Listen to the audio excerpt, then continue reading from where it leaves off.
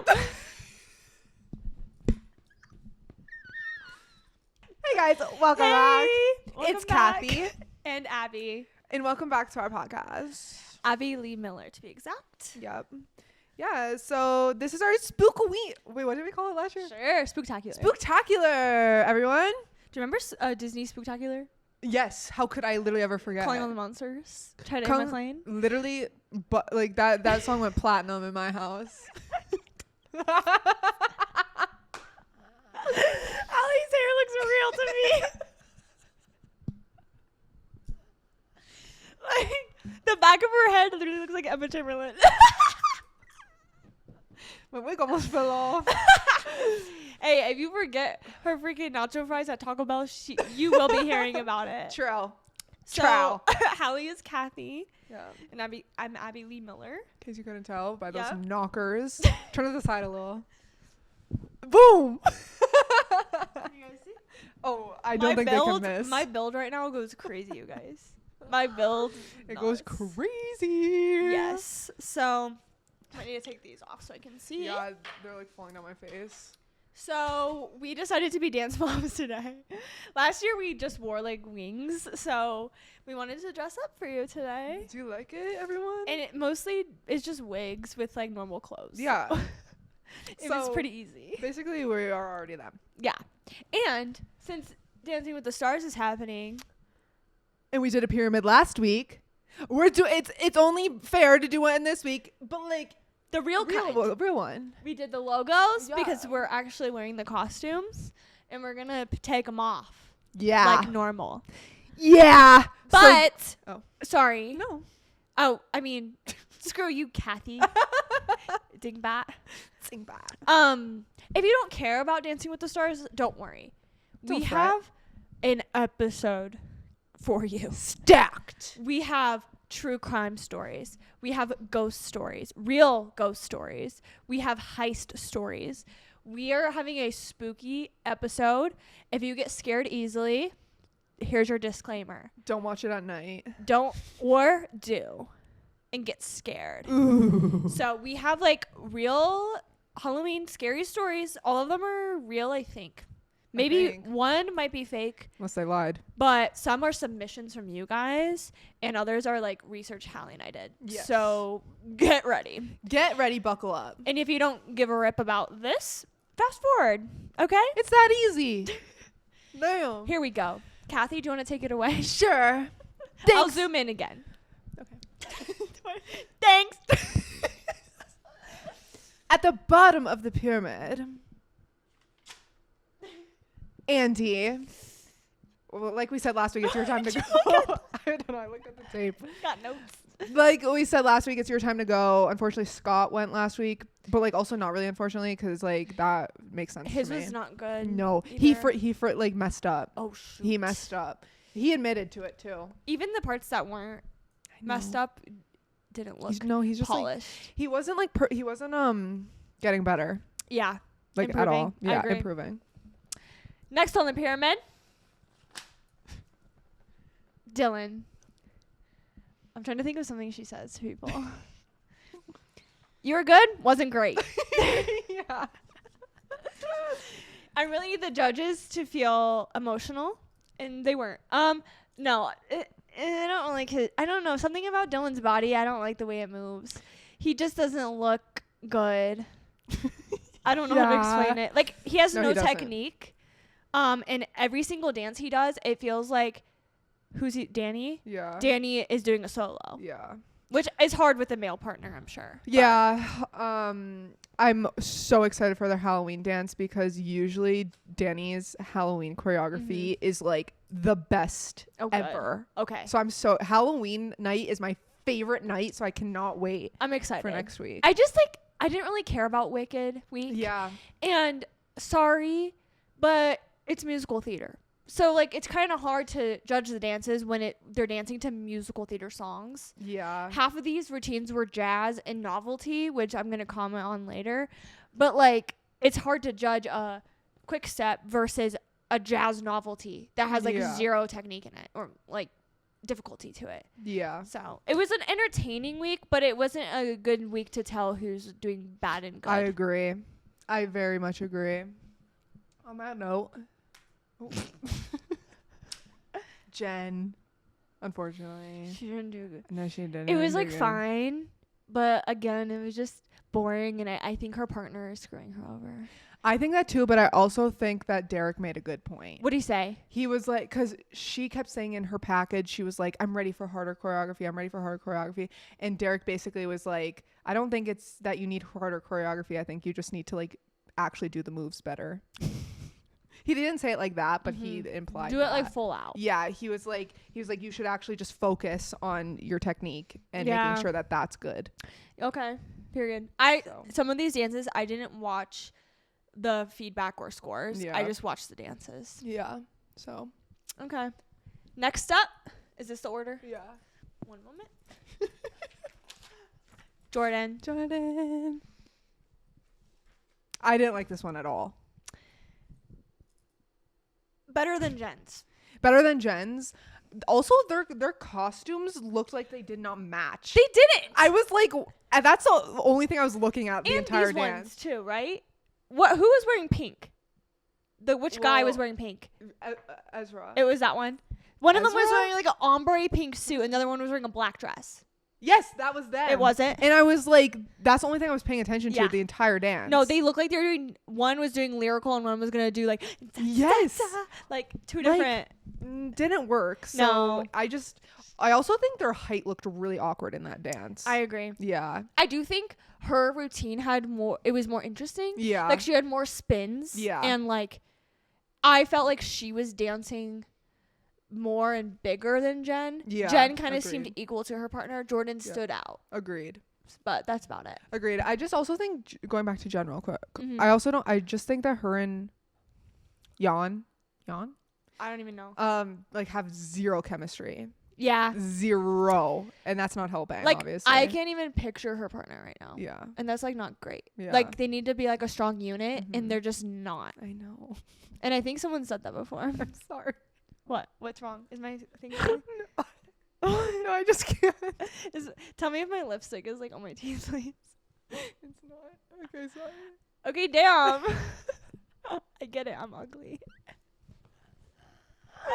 Shut up. This is so funny. Oh my okay, do you have gosh. anything else to say about her? No. Okay. Wait, did you pulled that off, right? Yes. Danielle. I think that the choreography was great. I think she was a little stiff and her face was She's stone always, like- cold. Yeah. She's always like this, bro. Yeah. Her technique is non-existent. Yeah. No, No but I offense. think the dance itself was good. Like choreography. Like people wise. enjoyed that. Yeah, that like I dance. love that style of dance. Mm-hmm. But Mom better have my money. definitely better than Jordan's and Jen's though. Yeah, she just needs to perform. Yeah, she's not. does. She's going through the motions, and it looks like she's tensing every muscle in her body. Yeah, like- my bald cap's falling off underneath. What do you this. mean? It's fine. Just leave it. I can feel it. It's fine though. Okay. Is it uncomfortable? No, it's fine. It doesn't look any different. Okay. But I feel like she's like her shoulders are so tense. Yes. And her arms are like this, and everyone in TikTok comments are like, is her only facial this emoji? Yeah, no, literally though. Literally. Like do something. I know. Like she's never smiling Yeah. or anything. Like move your face. Yeah, it's always a stone cold face. Yeah. So, Yeah. but honestly, so is Jordan's. Yeah, true. She doesn't really. That's actually so true. Right? Jordan definitely doesn't make facials, I don't think. No. It's hard to do facials for slower routines, but It is. you can use your eye, like Yeah. Maddie, Yeah, exactly. my baby Maddie. Yeah. Maddie's amazing at facials. Never been done before. Top of the pyramid. Spoiler alert: Maddie Ziegler, top of the pyramid. Spoiler. Not even on the show. Yeah, literally. Same thing with Jen though. All she does is smile. Yeah, Like, it's one thing. yeah, it's always Mhm. one. Alex is really good at facials. So good. Mhm. So Okay. is Whitney. Yes. Next, Elaine Hendricks. No. Her dance was really good, but half of it was spent going up on top of scissor lift. Everybody was like, why didn't Alan be Elphaba? Like, True. why did he get the solo? True. And like everyone was like, she should have got 4 10s, and I'm like, guys. Yeah. Honestly, though, I bet you $1 million the producers wanted someone to do that. To that song. Yeah. Yeah. Especially if Wicked's director was there or whatever. Yeah, like, that's true. I bet you the producers had that in mind already. True. And just needed to find a dance to fit it in. That's true. So the judges couldn't really mention that. That's true. I do think she did really well. I think she has the same kind of issue as Danielle sometimes. She looks a little stiff sometimes. Yeah. Like in her upper body. Like she's like. Yeah.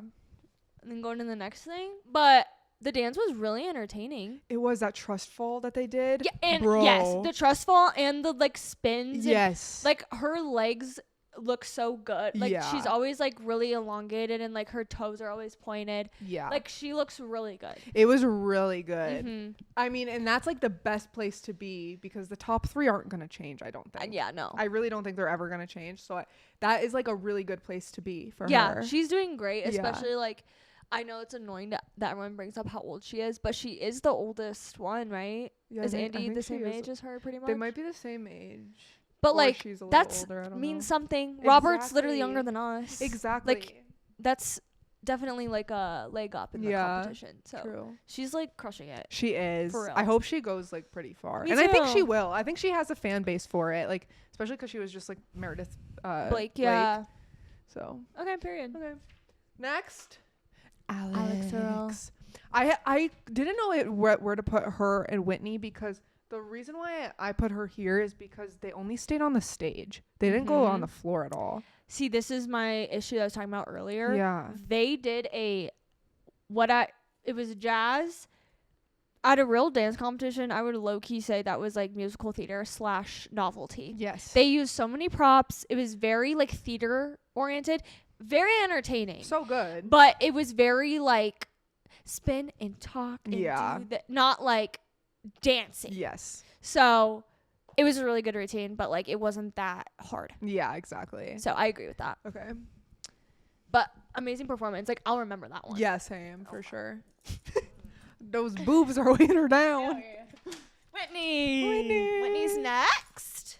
I just love her dances.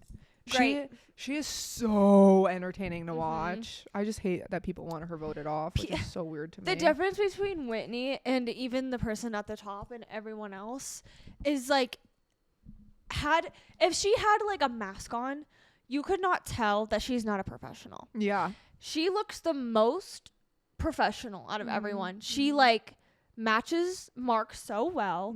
Like you can just tell that she doesn't stick out as like someone learning how to dance. Exactly. She looks amazing. Exactly. And I think you brought this up before. It's like we're actually watching her and not like Yeah. No, for real. Yeah, but people are like, it's not fair. She was a dancer. Okay, Charlie D'Amelio won 2 seasons ago. Jojo Siwa was on it. Was on the show. Yes. Like because of me. There has always been dancers on the show. Always. So it pisses me off. I'm getting so annoyed because if she actually gets voted off, I will be so pissed. There's also like there's other people that have been on the show that were actual practicing current dancers. Whitney's not even a dancer. Exactly.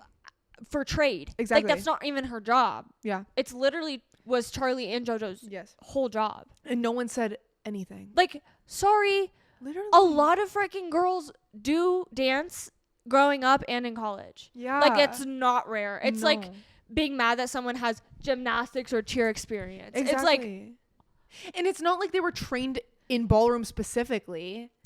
Like maybe they were, maybe they weren't, but like even so, who cares? still, even so, they do. Don't they do like a freestyle and they can do jazz and like it's not like she learned like 10 freaking ballroom dances before. Exactly. So it's just really and annoying. Even if she did, I don't care. Yeah.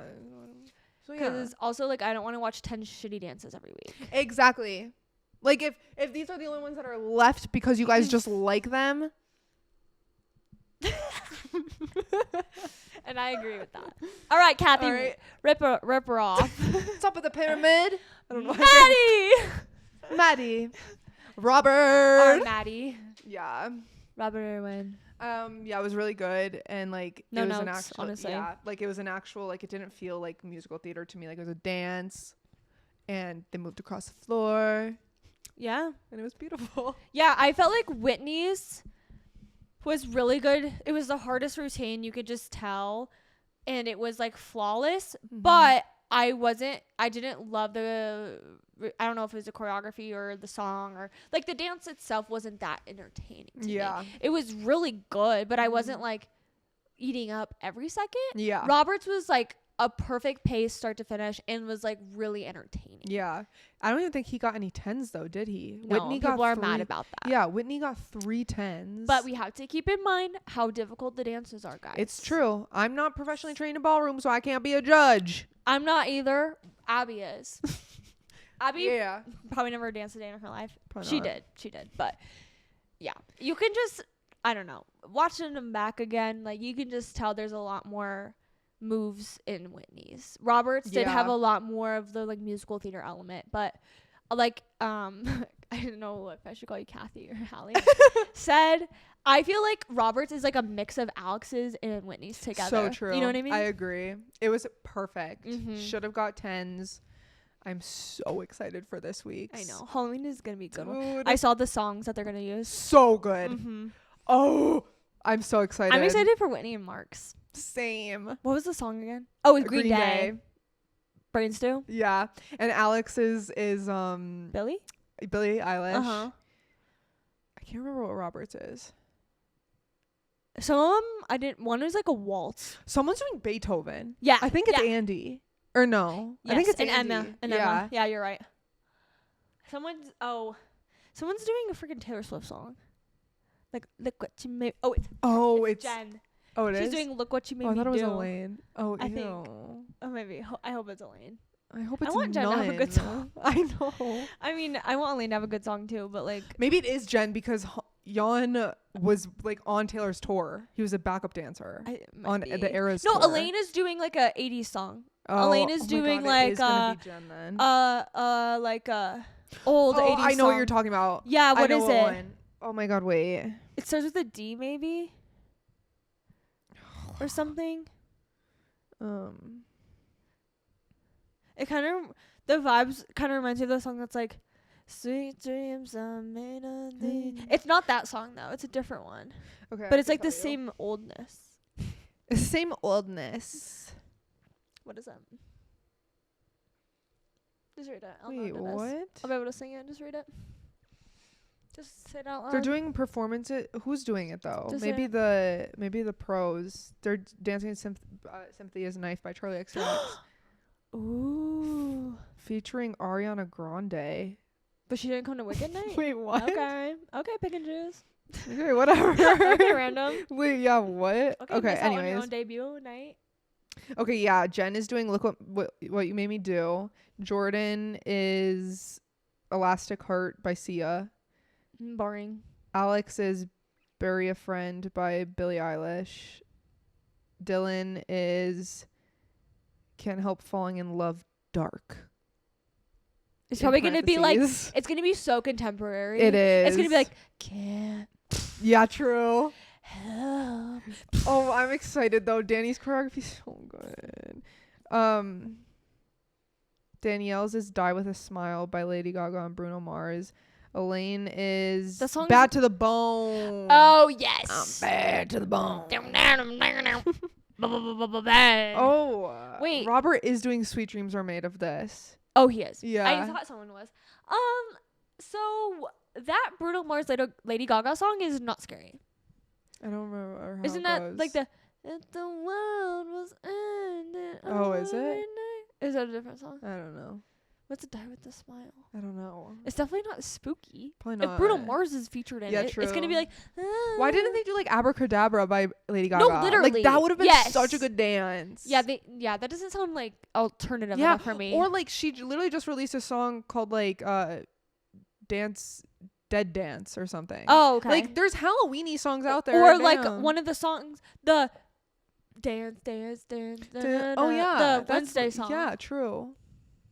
Or the Dracula song by Tame Tame Impala. Impala. Hello. So Halloweeny. That one would have been good. Hello. Yeah. That one would have been I so love that good. song so much. Don't worry, I'll choreograph something for Vivi.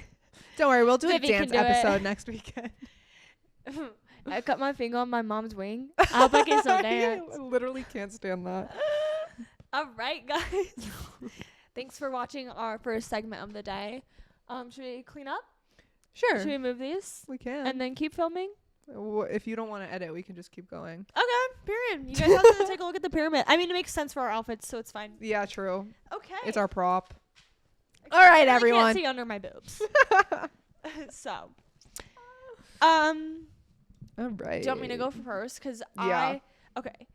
Something I want to chat about before we get into our stories. There has been a groundbreaking, campy ass event that just happened in Paris. Can you guess what it is? A heist. A Does it have heist. a name yet? I don't think so. The Louvre heist? The Louvre I heist. don't know. Some people, I don't even know who. I don't know any details. Nobody knows. Stole like probably 4 Quite a bit. or more. A couple. More than a things of couple. jewelry from the Louvre. Like a crown, a necklace, earrings. In daylight. Massive pieces. Massive. Massive. Expensive. Like bigger than what I have. Yeah.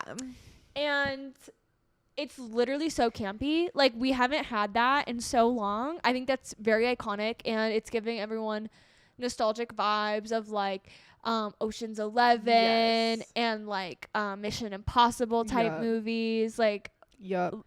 eating it up. People were like, what if this is promo for the new Now You See Me movie? Oh, is it? Because it comes out soon, I'm pretty sure. Now You See Me has been like really good at that stuff though. Yeah. Like they were always good at like promotions, and like even wasn't there like a whole thing where like someone was drowning when they were filming? Yes. And they didn't know if she was actually drowning. Yeah. I love those movies. But did you see, guys? I know I sent it. Did you guys see? Tell me now. Did you know? Did you- Hurry! We're filming right now. Did you guys see the detective? Yes! Yes! Hallie sent me this Perry ass platypus looking guy. There's the French detective like on the case literally had a fedora and like a vest on. It's like, what's that sound? Or like, hello, Dun-dun, sweetheart. Dun-dun. No. Oh, like Yeah. like oh, what is it? I don't know what they say. It's like, wow. Yeah. It's like the Yeah, it's like, hello, sweetheart. what is I don't know what they say. Hello, Yeah, something like that. I don't good looking. It's like so. It's giving 20s. Dude, it's so funny. It's so bad. Oh my god, it's so funny, and the fact that it's real. too. Like I literally didn't believe you. No, I was like, literally. is this a screenshot from a movie? I didn't believe it either, and then I swiped over, and it was flooded. Like, look at the detective. Like, that seems He like... just needs like a cigar and like a freaking like cane or something. No, literally, like, it just seems silly. Like that he's is day the- clothes. literally. Like Day clothes with a hat. He looks like the Pink Panther. Yeah, he does. Oh my like, goodness. Oh my god, it's so funny. So like the fact that like we haven't had a heist in forever, and then that's what the detective looks Like of course makes that's what it the even French better. detective looks like. Literally. Oh my god, it's freaking hilarious. I look actually terrifying. I didn't realize. No, it's so good. But because of that, I wanted to do a slow entry to our stories today instead of going straight to our murders. So I'm going to start with a heist story. This is a true story that happened in 2003. Oh, okay. And it's called the Antwerp Diamond Heist. Oh. Okay? So get ready. This is going to be like the national treasure bit of the episode, and then we'll get into like actual like Spooky. ghosts and true crime. This is like actually a problem. I feel for you, girl. Hi, Bailey. I'm actually pissed. Jared said I should get her like electronic wheelchair. There's this one. If you just like came into a frame. There's this one clip of this mom coming up behind her and being like, you preach theater etiquette, get off your phone. And she Oh, I've goes seen like that, that. and she just backs Backs up, up. and she goes to freaking the police station to file a police report. I've seen that before. It's so funny. That is so funny. Oh my god. Like without saying anything, just like backs up. Okay. So this is the Antwerp diamond heist. And I watched a video on YouTube from the History Channel. So if you want my source, that's where it's from. And I took down notes, and then I told ChatGPT to make it into a story form. Beautiful. So hopefully I don't stutter a million times. That's okay if you do. The Antwerp diamond heist. The perfect crime that wasn't. Oh. I don't know what really that means. Never even heard of this. In 2003, the quiet cobblestone streets of Antwerp, Belgium, the diamond capital of the world, had a secret beneath their surface. Nearly 80% of the world's diamonds pass through Antwerp's famed Diamond Quarter, where security is tighter than most banks. 2 stories underground, inside the heavily guarded Antwerp Diamond Center, sat a vault with a 4-number combination lock, each number from 0 to 99, creating 100 million possible combinations. That's crazy. It was said to be impossible to break in, but Leonardo Notarbartolo disagreed. He's Italian, and I'm just going to call him Leonardo because I can't say his last name. Leo's even better. Thank you for the suggestion, Kathy. Okay. Welcome. Once a jewelry designer, do you say jewelry or like jewelry? Jewelry. I knew you were going to say it right. Okay. Once a jewelry designer, Leo had seen his own store robbed, his work and design stolen by thieves. So this man had his own. Oh. This is a robber. He had his own store and it was broken into and stolen. So he wanted revenge. So exactly. That betrayal changed him. If you can't beat them, join them.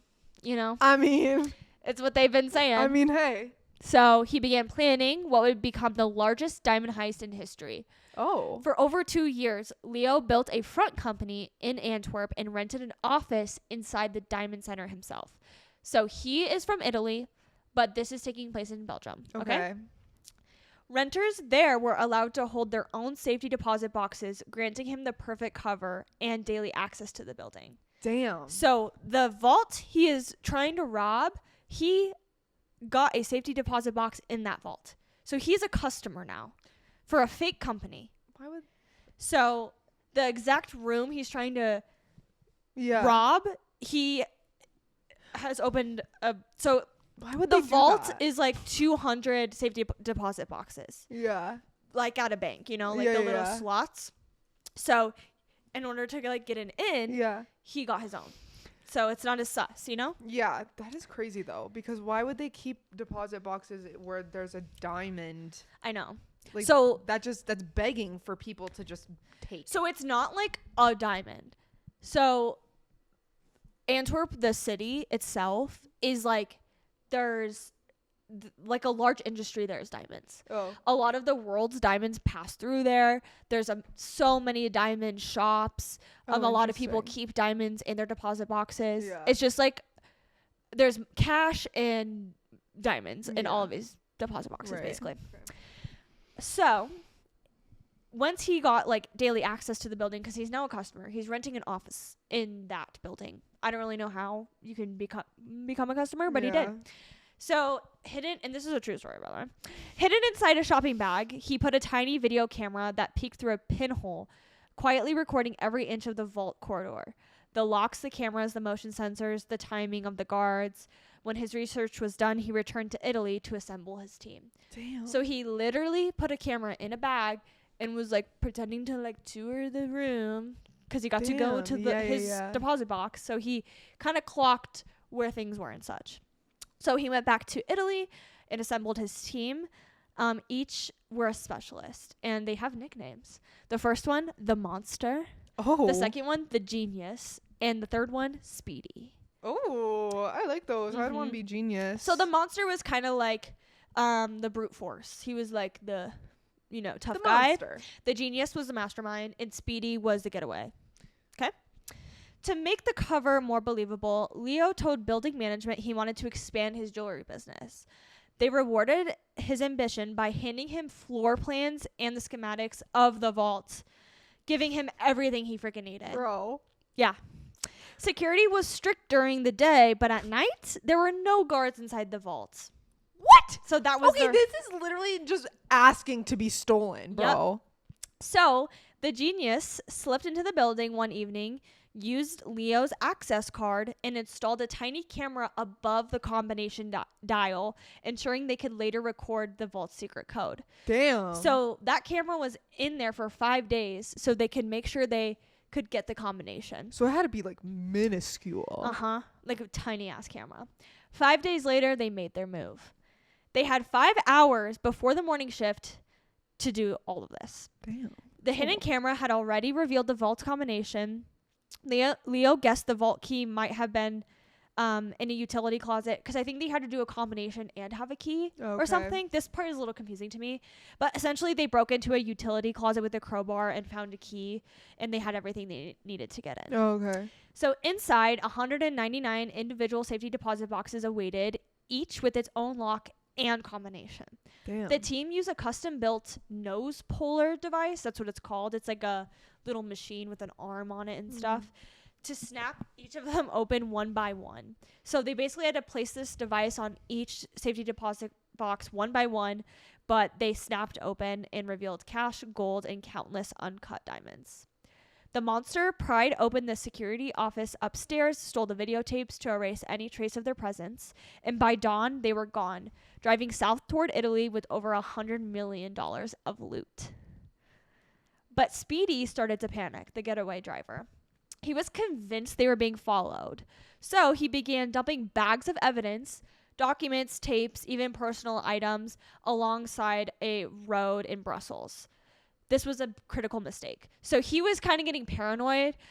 They kept all the stuff they stole, but they were like, he was nervous that they were gonna, I don't know. They were throwing out receipts, papers, like, I don't really know. Speedy sounds a little stupid. He was literally panicking. That's why he's not the genius. He was literally panicking. But I guess I don't understand, like, but they still have the stuff they stole. Well, that makes no freaking sense. That's the only hole in the story, but it's real. I just haven't looked into that. Well, okay. Stupid. Days later, a local farmer found the trash and called the police. Inside were names, receipts, floor plans, and DNA traces.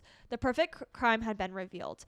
The kicker to this is there's something with the laws of the countries that if they are able to get back to Italy, they can't be arrested. So they're just trying to get out of Belgium, basically. Oh, okay. Get back home to where they're citizens of. Wait, that's wild. Or at least maybe it's harder to something. No, I think something. That makes sense. Yeah. Yeah. So if they can get back to their own country, they're gonna be like basically like good. Yeah. When workers returned Monday morning, the bank workers or whatever, it's not a bank, but like whatever it's called, they found the vault ransacked with over $500 million in valuables gone. That's insane. So Leo, thinking he was in the clear, so after they dumped all that stuff, they did go back to Italy. But Leo, after 5 days, goes back to Belgium. He's like, 5 days is enough. I haven't stirred up any trouble yet, so I think I'm fine to go back. Are you kidding me? So he goes back to like tie up loose ends, probably to like close his thing down or just like be done with Belgium and go back. Yeah. But the police were waiting for him. He was arrested, but he refused to call out his crew, so he's no snitch. Wow. But nice. The investigators found out who helped him anyway. Oh. And do you want to know? This is so unfortunate. So the reason they found out Genius was because he left his business card in that pile of stuff. Speedy was linked to a SIM card that was tossed in the trash. The monster was only found out because of a freaking sandwich receipt. With the timestamp. Kidding me? They literally found a bologna sandwich receipt from a shop, looked at the timestamp, went to the store and found cameras of him. And it like all checked out because they had his DNA too. Oh, and they knew where he was when. And they linked him to it somehow. But like if they hadn't found that receipt, he might have been fine. Bro. Yeah. Wait, was that receipt in when Speedy threw it out? Speedy ruined everything. He did. Well, I guess Leo also going back to 5 days later is also dumb. No, literally. But Speedy really just ruined it. Literally. He did. Okay, it's almost done. So despite the massive crime, they all served short sentences. Less than six months for most. Leo spent 4 years in prison. got out, violated parole, and then had to go back for 2 more years. So by 2009, this was in 2003. So by 2009, every member was released on good behavior. And the diamonds, they were never recovered. Hundreds of millions of dollars in precious stones simply vanished. To this day, no one knows where the diamonds went or how much they truly took. This heist remains one of the most brilliant and baffling crimes in modern history. Honestly, if you steal, what was it, $500 million? Yeah, like $100 a couple $100 million. Okay, so if you steal a couple $100 million worth of anything, and you only have to spend 4 years. Was the max. The only reason he did 6 was because he was being naughty. Okay, so you only spend 4 years in jail. Worth it. And he still has it. Bro, exactly. Like, worth it. Are you kidding? I know. 4 years, that's nothing. Maybe it's like the Italian government. Maybe. That is literally nothing. I know, right? But also, like, my question is like, I know. Your hair looks real. It's literally so itchy. My question is like, I know that, like you said the other day, like, people are probably, like, collectors or whatever. Mm-hmm. But, like, I have, like, so many questions. I know. Like, if they are collectors, you just collect everything that's stole. Like, you just steal things and collect the only, like, you steal, like Wait, what do you mean? Like, I don't people get who it. steal stuff, like, collector, but I don't get it. Like, if you're doing a heist to steal these, like, really old, really expensive jewels, how are you collectors? Because you're saying, like, it's a secret, so they can't share their collection, is why you're saying what's the point? Yes, but also, like, are you just always stealing old jewelry? Like probably. So your whole collection is just stolen jewelry. Probably. Weird. But also, I don't steal stuff, so I understand it might be like an adrenaline rush and, like, yeah, maybe, like, kind of fun in the moment. Do you think any sell? Because if you sell, that creates so many issues. I think there are a lot of ways to sell things illegally. Black market, probably. Yeah. People do it. That's true. With humans. Organs. I'm sure there's some sort of sketchy thing. Yeah. Really rich people who buy shit that was stolen, or that's actually so people true. Pay people off to kill people. Like, I'm sure there's, like, some sort of network of rich ass people. But then, like, you can't wear it. You think you could? Maybe not the Louvre stuff, like, specifically. Yeah, because I'm like, that stuff has to be so, like, recognized. Right. I mean, maybe not, because, like, if I walked past, I would not be like, that's the Louvre jewelry. Yeah, right. Like, maybe, like, some person in Monaco would be like, is that Princess Diana's ring? It's like, no, it's a replica. Yeah, like, true. That's who's gonna know? True. And if it's just a bunch of billionaires, like, they don't care. They're probably like, I paid someone to steal this from the Louvre. Damn, that's true. Damn, they're probably like, that's so iconic. Oh my god. True. Maybe we should do a heist. Dress like this too. Okay. Well, this is our disguise. Here's your head start. Our disguise. No, I'm just telling you our whole plan. Literally. Okay, we're gonna be dressed like exactly like this. Maybe we should switch so they won't know. True. Oh my god. Is there anything in the Denver Art Museum here? It's like Marlar. It's like Marlar. I'm filming a wedding there. Did you know that? At the Denver Art Museum? Like next year. Wait, are you? Wait, that's fun. I know. It's gonna be like kind of like cool, like editorial. Oh my god, they could like run through the like, you know how at the Met Gala they like run through the thing and they do a video? Yes. It's gonna be very like. Well, I guess it's like it's not old art, it's like modern. Yeah, but it's still cool because like it'll be like I could frame it really cool with like the doorways and like the pieces. Oh my god, that is gonna be so insane. Do you need a second shooter? Maybe. I don't think they hired my big package, but like down. No, not if they didn't pay. As long as they feed you. I'm fed. Okay. That's my first story. And it wasn't, it's not scary, but it was like a crime. Yeah. So now we're going to get into our actual Halloween stories, okay? Yeah. So if you get scared easily, now's your chance to make sure your feet are under the blankets. cue up a cartoon, cue up Zach and Cody. Turn on all the lights in your house. Yes, and make sure you're safe and sound before we get into these. Okay. Yeah. Okay. We should start with our submissions. Okay. So this is a submission. I was gonna keep it anonymous just in case. Okay. Okay, ready, everyone? I'm just gonna read it how they wrote it. So, this one time, me and some college friends went camping and we were exploring the woods at night, as stupid stoners do. And we... the laugh. And we came across a tore-up old shack. Ooh. We went inside of it and found empty beer cans. Here? No. He says it somewhere in here. My bad. It's okay. This is so bad. Okay, I'll shut up. Awfully. Cathy. Look at these jeans. Mom jeans. Hold up. Okay, sorry about that. Period. Emma Chamberlain or Zach and Cody? I literally do look like Zach and Cody. Oh, we should have done that for Halloween. Oh, next year. Like, okay, next year, come back, guys. Clocked it. Okay. We went inside of it and found empty beer cans, syringes, torn up cloth, socks, mostly fuzzy socks, which are like feminine, like more feminine ones, and random student IDs. None of the students were missing. They took They took pictures of the student IDs and Googled it later just to make sure that really I know. I was like, I don't even know if I would have thought of that. No. Unfortunately. I'd been like, they were here. I know. I would have been like, oh, they're just on their own doing. Yeah, like doing something stupid. Yeah.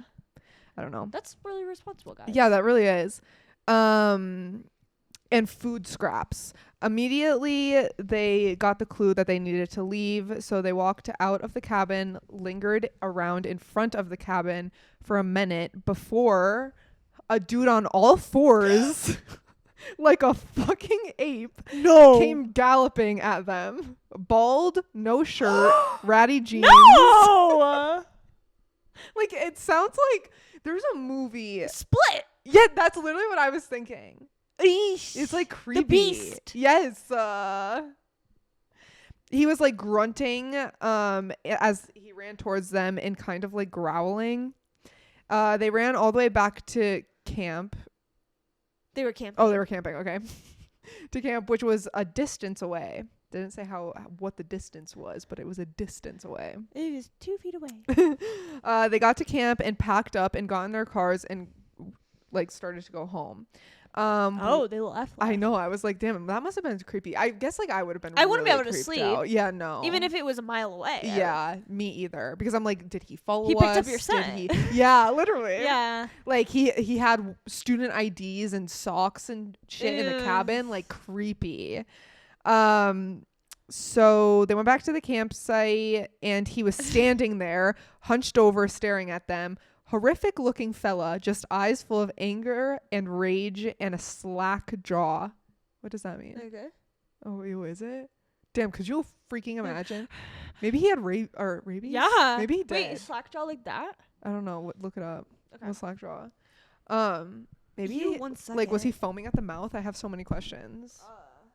Like that's so creepy. Oh, men are creepy. That was the scariest thing today. My bad. Are really high quality. It says slack jaw is when someone's jaw hangs open in a state of surprise. So he was like this. Oh, that is so creepy. And just like so staring at them with anger. Wait, that's so fucking creepy. Like that. Oh, hell no. Ew. Oh my god, no. Okay. To be clear, we all got ahead of him by a decent amount because we ran like normal people and stayed I was gonna say on all fours would not be fast. No, literally not fast. Not if you're a human. So they ran like a normal people, and then this guy stayed on all fours. And He's then he committed to the bit. I know, he said, I imagine it, he called him an it. It went inside of his shithole shack and took inventory of its garbage. It was gnarly. Oh my god, this is great. So funny. I still have crystal clear images in my head of all the IDs that looked chewed up in dirty socks and torn up cloth scattered around. It was pretty horrific. For context too, this happened in St. Louis, Missouri. Yeah. Well, the suburbs of St. Charles to be exact. Wait, this was in a suburb? Yeah, like where were you camping in a suburb? It's I've just, never like, been behind in a Missouri house. also. Yeah, like I mean, it's the same as every other state in the U.S. There's like, woods. yeah, I guess like people camp in the woods, Yeah, but like, which I don't know at least why you weren't would far do from that, but- civilization. Yeah, true. At least you weren't in the middle of Montana or something. Yeah. And then he goes, over the years, I imagine it was probably a homeless person who probably did unpleasant things to the IDs and socks and what I assume were clothes. Probably. Like, that's kind of gross. Like, Yeah. why else do you have student IDs and, like, clothes? Like, that's weird. That's weird. But despite that terrifying image, I still get shivers seeing this scary, savage-looking guy charging at us from the brush like a primate. Mm-hmm. And then as we went back to our campsite, watching us from the tree line, still slouched over and furious looking. We eventually went and told one of our friends who had family in local law enforcement. Apparently, they went around, found all the trash, but no psycho. I was 22 years old when we got back to our house. I called. Okay, there's no punctuation, so I it's was kind of hard to 22 years read. old when I got back to my house. I was 21. There's no. Oh wait, I was 22 years old. Mm-hmm. And we got back to our house. I called my mom and dad and cried like a little kid who just watched his first horror movie. It was really messed us up for a few years. That's terrifying. I would be freaked. That is so scary. I'd be so freaked, bro. That is terrifying. Yeah. Humans are scarier Yeah. than anything else. No, agreed. Like all fours, slack jaw, like anger eye. If you're like really, I'm like, glad he no. didn't run like Yeah, normal. true. Oh, I'm glad he didn't like touch you guys. Yeah, and like, good thing you left because if he's like saw your campsite, like, Mhm. hey, Do you think he like kidnapped people? I don't know. But they said they were fine. They stood on IDs. yeah, there like no missing people. Maybe I don't know. Maybe the people used to hang out in the shed Yeah. and like just like, ooh, cool abandoned shed, and maybe that person came after. Yeah. And there was just stuff there already. Yeah, Or something. maybe. And then he just started chewing on Yeah. the IDs Yeah. and socks. That's definitely like that man is Ew. definitely on drugs. Yeah, for sure. Ew. I mean, I've seen a homeless person on all fours before, but it was yeah, like true. it was like this, not like that. Yeah. Oh, It was yeah, like yeah, crab yeah. walk. Yeah, yeah. Not like- tabletop. Yeah. Yeah. So I can picture it. Me too. I could fully picture it. You know what I mean? Creepy. Like one of those guys on South Broadway Oh, hell yeah. I'm sure there's. with all their stuff. Yeah, someone's probably doing it right now. Literally, like right there. Creepy. Yeah, that is actually very scary. That is very scary. Ooh, I'm glad nothing worse happened because I would have been even more traumatized. Yeah. Like, I'm glad that he didn't like attack you. I know. Or that like you guys went up and like started talking to him or something. No, literally. I mean, 22-year-old boys, I feel like would do that still. Oh yeah, they would mess Yeah. like pick a fight. Yeah. So good on you for not. Well, thanks for sharing. That Yes, was really thank like you. funny. Not like funny, but like you're funny. I can tell how you wrote that. Yeah. Um. Yes. Thank you for sharing. Now I'm gonna read the other submission. I think we only got 2. So, thanks, guys. That's actually so funny. Bye bye, guys. But they're 2 really, really good ones. And So we also told so many last year, so go look. Okay. When I was young, my parents flipped houses, and our realtor went to show us a house where there had been a murder-suicide. But a long time ago, the man had killed his wife and child, then hung himself in the house. And before I knew this information, I was in 2nd grade. I felt very off about the house. I would feel very lightheaded, and I remember sitting on the steps while the rest of our family went upstairs. Then I wandered around the main floor while they were upstairs, and I walked into what was essentially like a parlor. And I swore I saw a woman rocking a baby in a rocking chair. Nope. And I said, Not a "Oh, rocking sorry." chair. And she said, "It's okay, dear. Clear as effing day." And I went to go just got tell chills. the realtor and my parents that I accidentally walked in on the lady, and they said no one was home. Eeriest feeling I had ever felt in my entire life. It gives me chills to this day. I literally just got chills. I'm also fully convinced the Victorian house my parents flipped was haunted on its original property before they moved it, but not the scary kind. Just that the house wasn't quiet. That was like a different. Whoa. Yeah. So, but she didn't. I think the point of it is like she didn't even know That about it the wasn't- murder suicide until after. Damn. So it's not like she was already spooked. Yeah, like she genuinely thought that She had that the girl was experience, there. and then Ew, that's so freaky. That literally well, gives me I believe you, chills. girl. Oh, I believe 1000%. Oof, Oh my god. terrifying. Any ghost stories that like people tell, I always believe them for like 1,000,000% sure. Yeah, Damn, me that too. is so creepy. Isn't it? Like Imagine especially like there's something with rocking chairs, bro. rocking chairs like- are always haunted. Yes, literally rocking chairs and mirrors. Like Yes. do not ever thrift those. True. Do not True. yeah. Like do not. True. Thrifting is kind of scary sometimes. You have to Yeah. be careful. Yeah, especially with like things. Yeah. One time I thrifted a clock, and No. What? nothing happened. But like, I started second guessing myself. I was like, does this actually have bad energy, or am I just like tripping out? Right. And I think it's fine. Do you still have it?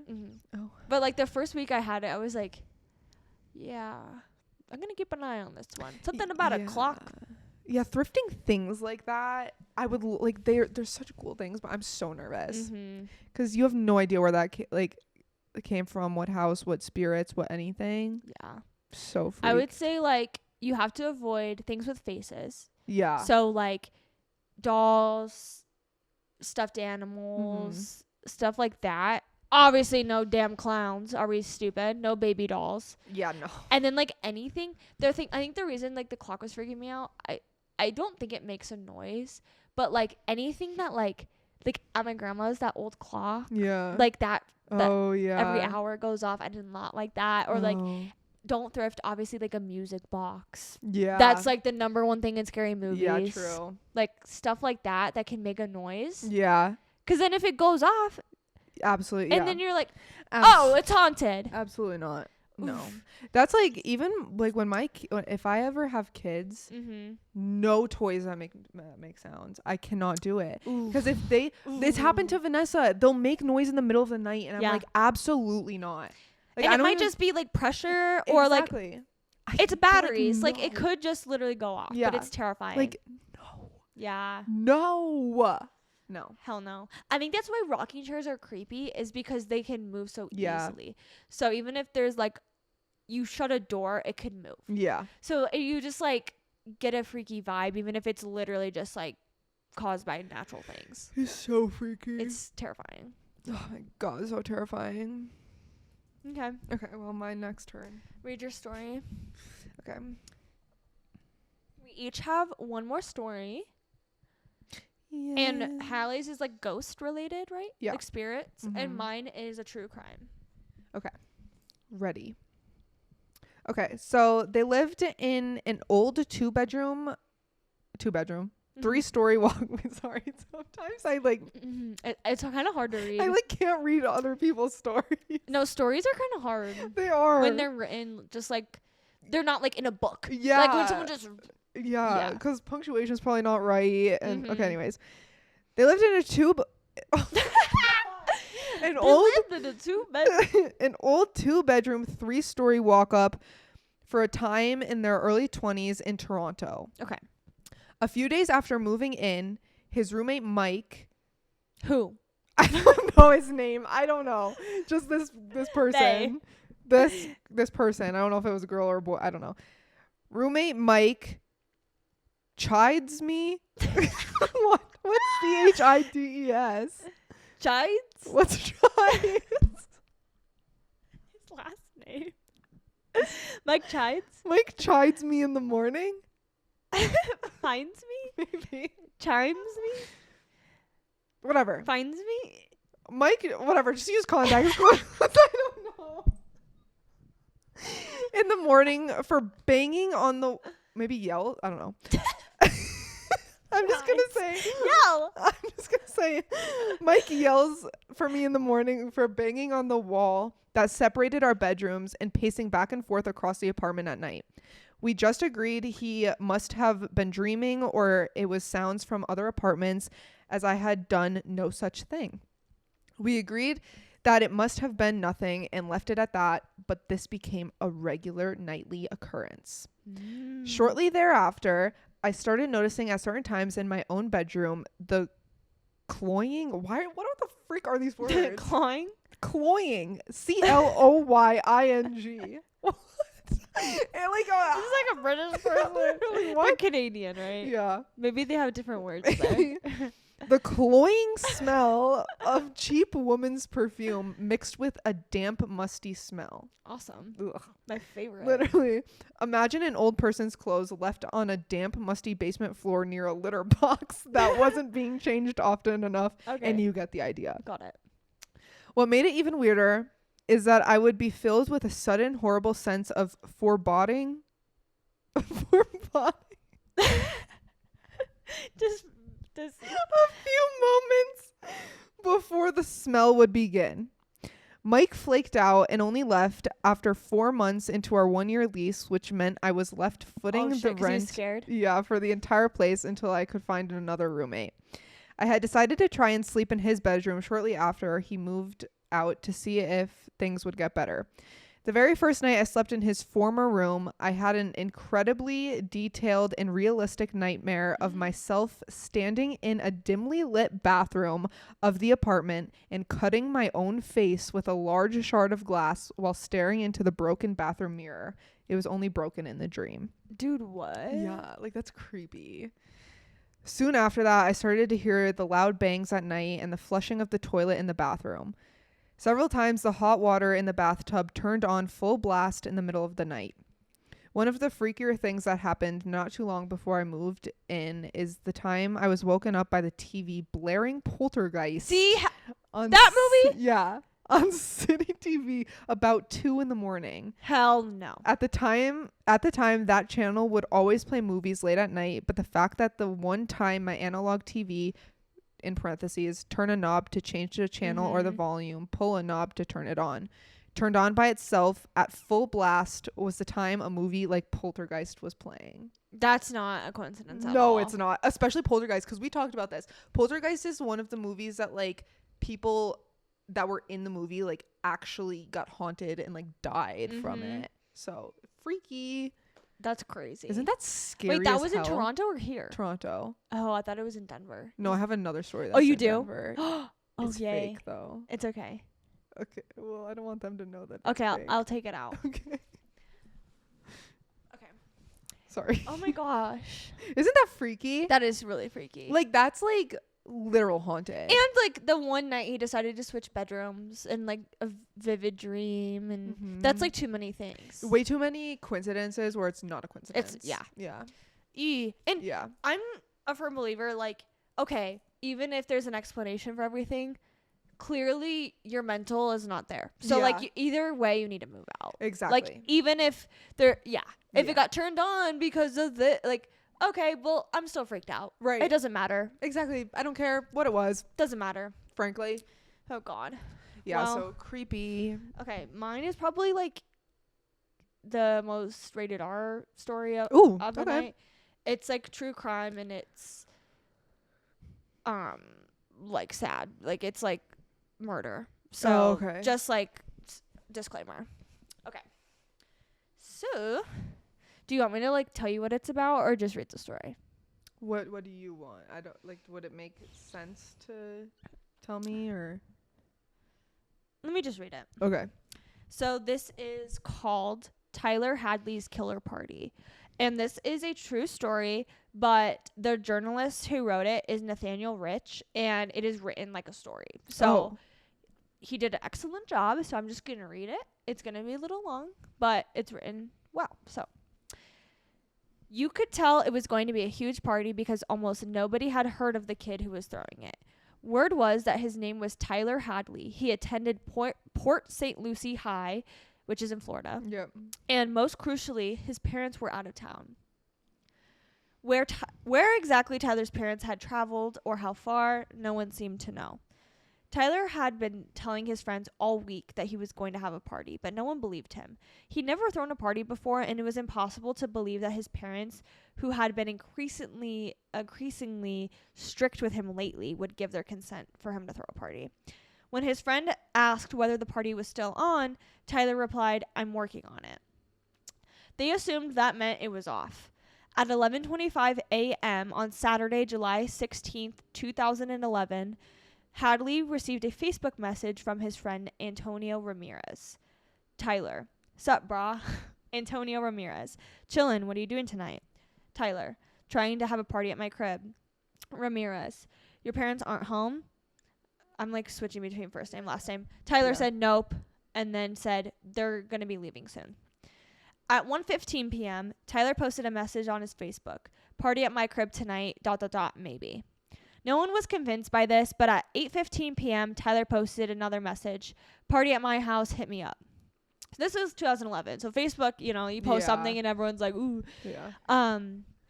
So "Party at my house, hit me up." Still, his friends remained incredulous.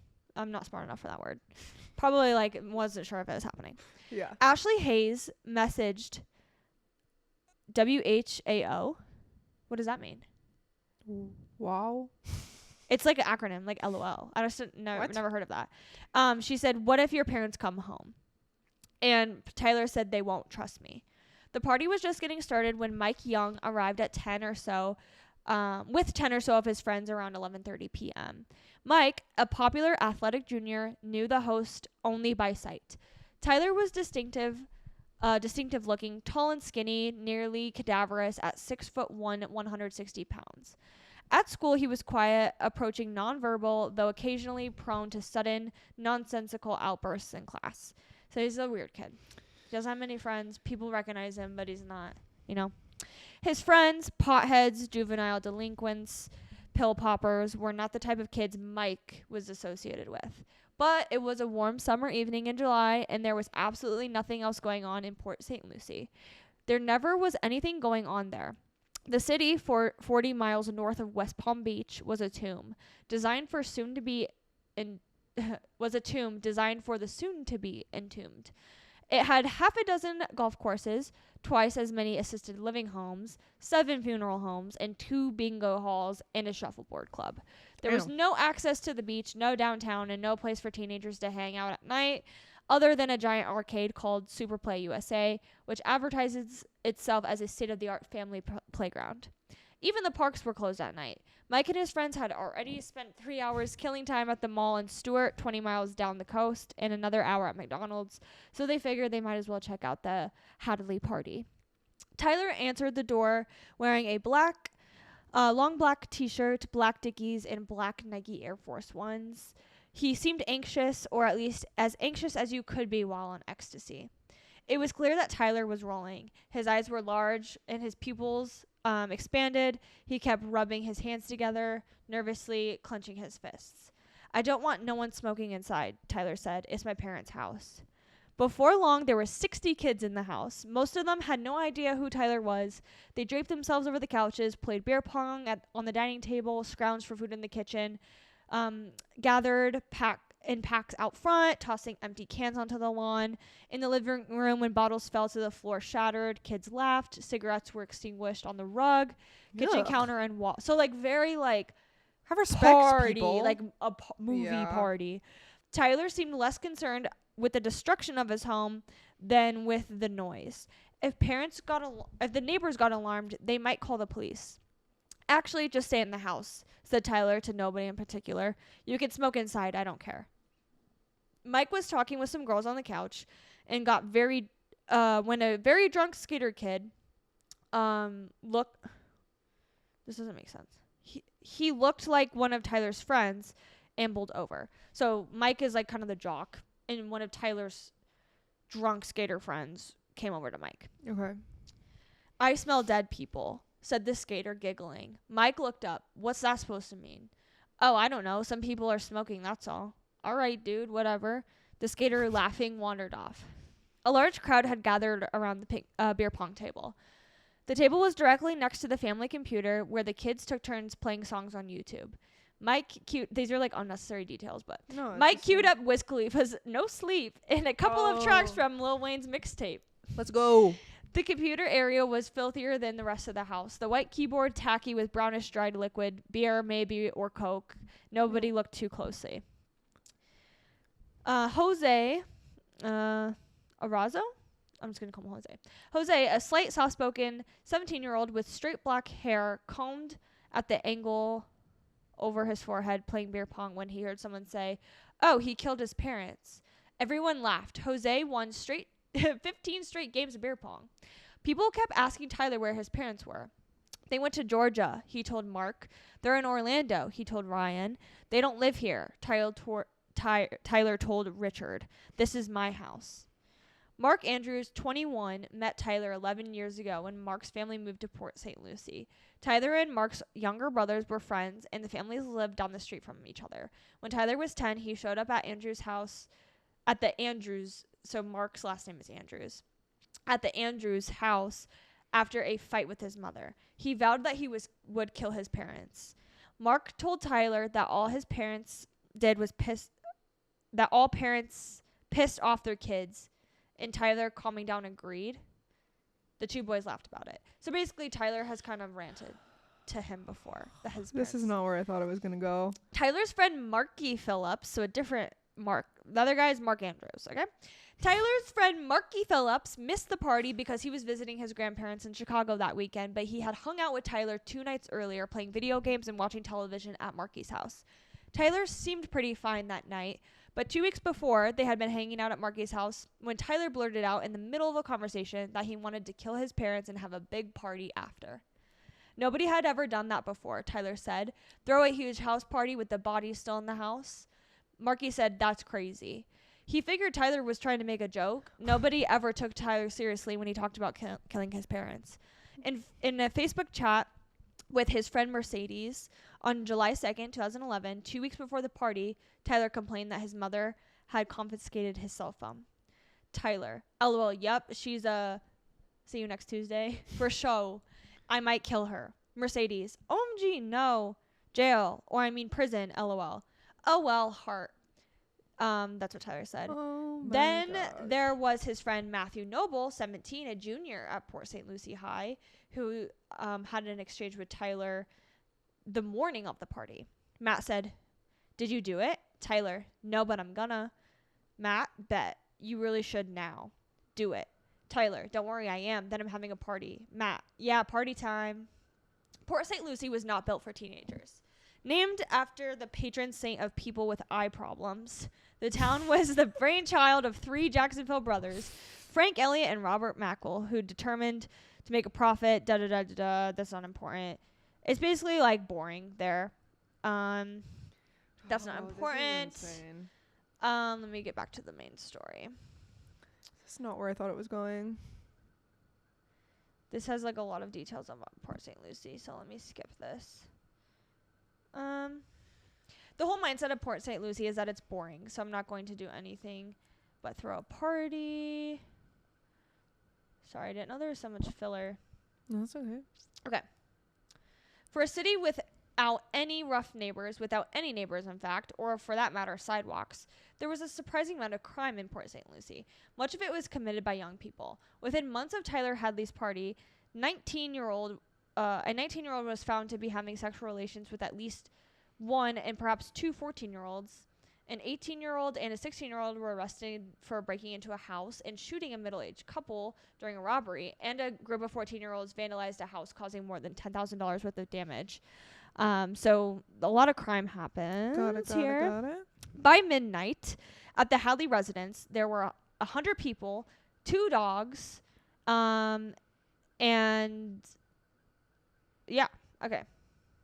Some of these details are like this house? not needed. Okay, Stephanie Castaneda arrived with her friend Joshua Court around midnight. She had a crush on Tyler but didn't know him well. He was standing awkwardly by the wall next to his mother's computer and wasn't talking to his friends. When Stephanie went to the bathroom, she found a beagle hiding in the shower, one of the dogs, I guess.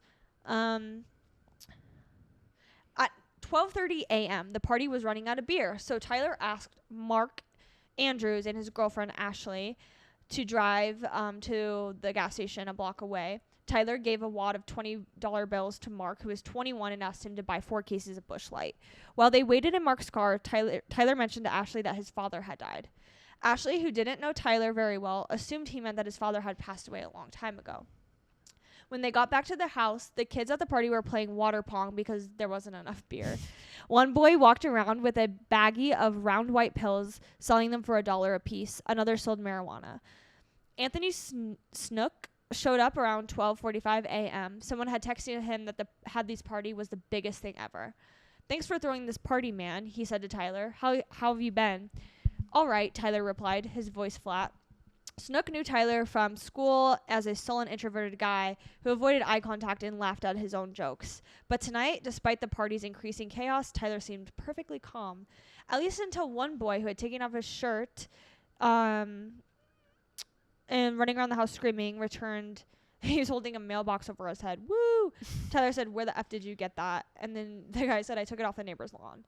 So the whole point is, like, the party is like a party. A rager. 100 people. They're literally tearing shit apart. Yeah. It's like a mess. Oh, no. I'm trying to get to the meat. It was crazy. And then okay. Okay. Just gonna read this really quick. Justin Wright, a collegiate soccer player who asked that his real name be withheld, arrived at 1:15 a.m. The first thing he noticed was the stench. Oh, wait, I need to read something before that. Never mind. Okay. So the boy wheeled around the living room with the mailbox, knocking beer bottles to the floor. Tyler started yelling. Stealing a mailbox was a felony, he said, and the police were going to come. Someone removed the mailbox from the house and returned it to the street. Snook noticed that the door to the master bedroom was closed. Assuming that there were people inside getting high, he tried to enter, but it was locked. It was dark in the house, but he noticed a black smear about a foot long beneath the door. It looked like an oil-based paint that someone had tried to unsuccessfully wipe away. Justin Wright, a collegiate soccer player who asked to keep his name withheld, arrived at 1:15 a.m. The first thing he noticed was the stench. It smelled like sweaty clothes that had been sitting around too long. The place was a mess. The white ceramic floor tiles were grimy. Several picture frames were missing from the wall. Others hung askew. Dishes smeared with the remnants of instant macaroni cheese accumulated in the kitchen. Justin asked Tyler if there were any house rules. "Just do whatever you want," Tyler said. During Justin's game of beer pong, the ball bounced on the floor and rolled beneath the table, where it came to a rest in a sticky, thick brown substance. Justin was mildly grossed out, but didn't think much of it. He carried the ball to the kitchen and rinsed it off in the faucet. Then he resumed to the game. As Mark Andrews was leaving the party, Tyler asked if he could speak privately. Tyler went outside and ordered all the kids standing there to get back in the house so that his neighbors wouldn't call the cops. Once everyone was inside, Tyler turned to Mark. "Dude, I did some things. I might go to prison. I might go away for life. I don't know, dude. I'm freaking out right now." "What are you talking about?" said Mark. "Dude, I know you're not going to believe me. No one will believe me. I freaking killed somebody." "Dude, killing somebody is your own business. Dude, don't be telling me that sort of thing. I don't need to know." Tyler returned to the house and ran into Ricardo, an 18-year-old who had met Tyler that night. "Thanks for having us over," Ricardo said, "and thanks for the beer." "I just want to do something fun before I left," said Tyler. "Where are you going?" "I'm going to kill myself," said Tyler. "Why would you do that?" "'Cause I did something really bad." "What'd you do? It can't be that bad." "Don't worry," Tyler said. "If I get caught, I'll be in jail a long time." In his bedroom, Tyler found Kimberly Theben, a chubby, black-haired 20-year-old who was then known, this is what this says, That's guys. so rude. Then known to be friends with as K Nasty. She and Tyler were close friends, and she lived down the house, 2 houses down. "I'm going away for 60 years, he told Kimberly. His voice seemed to come from a faraway place. "Why?" He said she'd find out tomorrow. At 1 a.m., Tyler asked his friend Michael to walk outside so they could speak privately. Tyler and Michael had been best friends since they were 8, and for much of the party, they had sat together, Michael chatting with other friends, Tyler staring into the distance. They walked to a stop sign at the end of the block, and when they got there, Tyler turned to Michael. "I killed my parents," he said. "Yeah, right. Michael, I'm being real. I'm not lying to you. If you look closely enough, you can see signs." He told Michael to look in the driveway. Michael saw that the 2 cars closest to the garage were a black Toyota Tacoma truck that had belonged to Tyler's father and the mother's red Ford Expedition. If Tyler's parents weren't home, why were their cars there? Michael still couldn't believe it, so Tyler told him to look inside the garage. After making sure that nobody was watching, Michael slipped into the garage, turned on the light, and he saw bloody shoe prints and immediately retreated, shutting the door behind him. Tyler led Michael to the master bedroom where there were traces of blood on the door. Tyler unlocked the door and opened it. Michael Michael saw dining room chairs and blood-soaked towels stacking in a huge pile. At the bottom of the pile, emerging from the debris, lay a thick white leg. A thick white leg. Tyler told Michael what happened. That afternoon, shortly before 5, Tyler hid his parents' cell phone so they couldn't call for help. He listened to Feeling Lucky, a song by rapper Lil Boozy, to psych himself up. He took 3 pills of ecstasy because he was worried he couldn't kill his parents sober. In the garage, he found You shouldn't be killing your parents then. Right. In the garage, he found a claw hammer. Then he returned to the house, stood behind his mother while she was working at the family computer. For a full 5 minutes, he stood there thinking about what he was about to do. Then he raised the claw end of the hammer and brought it down on Mary Jo's head. Oh. Hearing his wife's screams, Blake Hadley ran out of the master bedroom. He was a big man, 6'1", 300 pounds, but nothing could have prepared him for what he saw. Father and son locked eyes for moments. Why? Asked Blake, Tyler's dad. And he said, why the F not? He kept repeating this question while he beat his father to death with the claw hammer. Tyler swinging the hammer for Michael. When it was over, Tyler said he wrapped towels around his parents' heads, dragged them to the master bedroom, and the bodies lay side by side, face down, the hammer on the ground between them. It took 3 hours to clean up all the blood, much longer than Tyler anticipated. He threw every piece of incriminating evidence he could into the bedroom, burying the corpses beneath a pile of broken dishes, shattered glass, bloody towels, suitcases or pillowcases, books, coffee table, sponge, Clorox wipes, canister of coffee grounds. He took a shower, and then he told Michael he stared at his reflection in the bathroom mirror and laughed. I mean, he was also on ecstasy. Yeah, it keeps going, but he literally took selfies with people after he already. Which one is he? I think him. Oh no. Literally, people. He still wasn't. So the friend he was telling this all to, essentially, he didn't do anything that night. And then when he went home, either that night or the next morning, he told people, but he didn't freak out at the party because I think he was scared that he was gonna do something. So he was just acting normal, still taking selfies. Yeah, I mean, this is the one of the rooms. Oh my god. But that's the gist, so I'm not gonna keep going. Oh but my and this is gosh. the parents are right here. Oh, that's so sad. Mm-hmm. When you first started it, I thought that he was planning on just killing one of the party goers, you know. Ugh, that's him. Ew. I just what the hell? Yeah, so I think This that is guy. Yeah. This is that makes me not want to have kids. I know. You don't know what the hell your kids are thinking. They took his phone away, so you killed them? Yeah. Essentially. Oh my God, god, you're just parenting and he's set off that easily? He killed his dad that is 300 pounds, 6 foot tall. Oh my god, and with a he's hammer. a skinny. Mm-hmm. Also, how did he drag his dad? Well, it took him 3 hours to do all of that. Yeah, true. Oh my god, guys. Insane, huh? Ew. And then threw a party. Ew, how do you actually do that? Mm-hmm. Oh my god, imagine being at that party and then figuring that out. I know.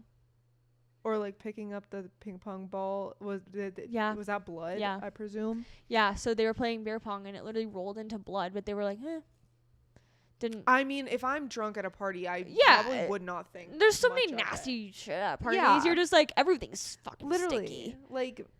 Yeah, nuts, huh? Oh my god. I always feel sick. Sick. The next day or whenever it's in the story, but whenever they found out, ew, I was in the house. Bro. His mom was at the computer that they were playing songs on YouTube. Oh, yeah. That day. Ew, what the hell? Yeah. Only a few hours before. Yeah. It was at God. basically midnight and he killed them that day. My gosh. Yeah.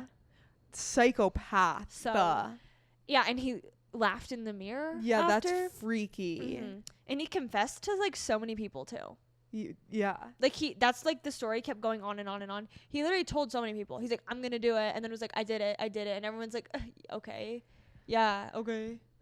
I'm trying to cause if one of my friends texted me that, mm-hmm. I mean I guess I would be, cause that'd be so Right. out of the blue and weird. Especially in high school.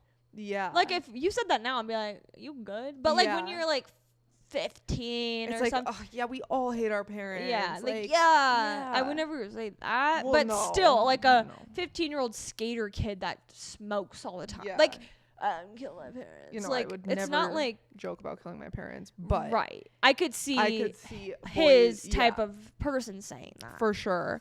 Unfortunately, like, Right. please don't Not funny. say that. Not funny. But insane, huh? Yeah, that is insane. All right. So this one takes place in Denver. Here. Okay. So this girl moved into her apartment in an old Denver building. One of those, like, really creaky, thin walls. Like downtown, maybe? Yeah, like one of those. Like an old one. Yeah, like cheap, old, whatever. Okay. It's me. So there was a full-length mirror, of course, Okay. mounted. Guys, Hallie already told you, get rid of the damn mirror. Literally, let's stop. No. Yeah, I know. Mounted to the bedroom wall. The landlord said that it was original to the unit and removing it wasn't allowed. The first night she noticed something odd. Her reflection lagged. Just for a split second, she turned off the lamp and she could swear that she still saw herself illuminated in the glass a moment longer than she should have. Like it was like just not in real time. Like it seemed like it was like too slow. a little like, but like a little too slow. Eesh. Cause like I feel like even when like something like that, like if you're looking at yourself and something's like a camera. Ew, imagine like, you turn around and it's yeah, like a little like late. you can tell like if it's your camera, if it's like a little off. Yes. That's kind of like how it was. Eesh. But she brushed it off as she thought that her eyes were just adjusting to the light. But it kept happening. Sometimes when she walked past quickly, she'd catch a flash of her reflection looking straight at her even though her head was turned. Absolutely not. Other times it looked like her reflection's expression was just a little different. Mouth closed instead of opened, but like slightly, or eyes focused where hers weren't. One night around 3 a.m., which is devil's hour, Okay, yeah. she woke up to the sound of glass lightly tapping. It was coming from the mirror. Of course. It was vibrating slightly, like someone was on the other side of the mirror, had knocked on it with their knuckles. She was laying there staring, too scared to move, then the tapping stopped. Then faintly she saw movement, her reflection slowly sitting up in the bed Hell before no. she did.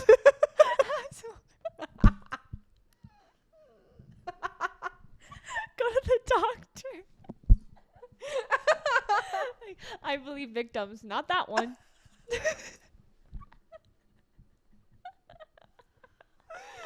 Do I keep going? Yeah, keep going. Keep going. It's so entertaining. I love it. I don't know if I believe her. It's fine. Just keep going. She turned her head toward the mirror and watched her reflection keep moving, standing, tilting its head as it's studying her. Its face looked pale, eyes sunken, mouth open wider than hers ever could. The lamp beside her bed flickered and went out. She screamed and ran to the living room and slept with the lights on. The next morning, she called maintenance and begged to have the mirror removed. The man came by, looked pale when he pried it loose. Why does he have to be pale? Me.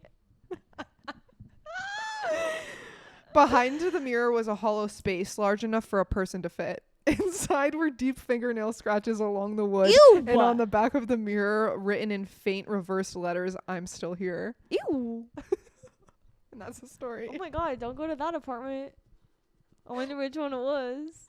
My head is itchy. Okay, we can wrap it up. I'm glad we ended with a